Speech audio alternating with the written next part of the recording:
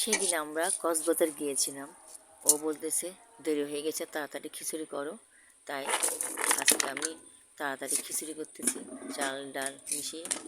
এখানে আমার সব ক্ষেতের জিনিস, তরকারি অনেক কিছু, শিম, আলু, মিষ্টি কুমড়া, বেগুন, এই যে এগুলো ক্ষেতের বেগুন কেটে নিয়ে, তারপর কাঁচা টমেটো একদম ক্যাপসিকামের মতো লাগতেছে, সবগুলো কুটে নিয়ে, সাথে পেঁয়াজ, আদা বাটা, রসুন বাটা, কাঁচামরিচ সবগুলো একসাথে মিশিয়ে তাড়াতাড়ি করার চেষ্টা করতেছি আর কি। অনেক খিদে পেয়েছে, সারাদিন কিছু খাওয়া হয়নি। পরিমাণ মতো হলুদ, লবণ,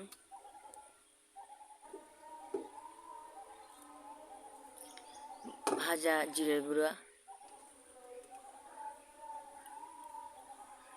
পরিমাণ মতো সরিষার তেল দিয়ে ভালো করে মেখে নিচ্ছি। এখানে পরিমাণ দিয়ে অনেকগুলো হয়ে গেছে,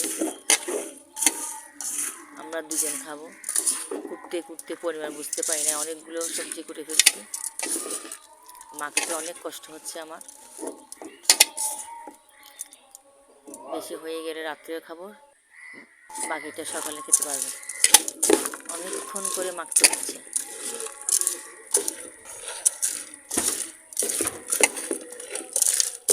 এপিট ওপিট ভালো করে মাখতেছি, যত মাখে তত স্বাদ। এখন পরিমাণ মতো পানি দিতে হবে, যার যার পরিমাণের জিনিস বুঝে পানি দেবেন।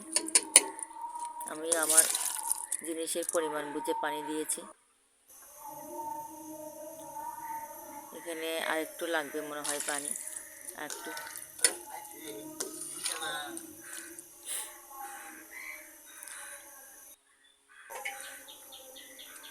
এখন আরেকটু পানি লাগতেছে, দিয়ে দিয়েছি, আমি দেখাতে পারি নাই। এখন উল্টিয়ে ভালো করে নাড়তেছি। এত যে ধোঁয়া দিয়ে দেখাই যাচ্ছে না, আবার ঢেকে দিলাম। উল্টিয়ে দেখতেছি হয়েছে কিনা, হয়ে গেছে।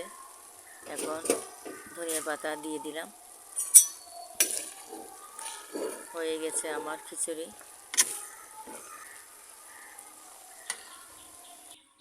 এখন একটু রেখে দিলাম, গরম গরম পরিবেশন করে ফেলতেছি। এই দেখেন, অনেক খিদে পেয়েছে, অন্য কিছু তৈরি করার আর ধৈর্য নাই। এখন গরম গরম একটু নরম নরম হয়েছে, খেতে অনেক, যখন খেয়েছে তখন অনেক স্বাদ লেগেছে। খালি পেটে ক্ষুধায় ছিলাম, গরম গরম পরিবেশন করে ফেলেছি। আপনারা ওইভাবে পরিবেশন করে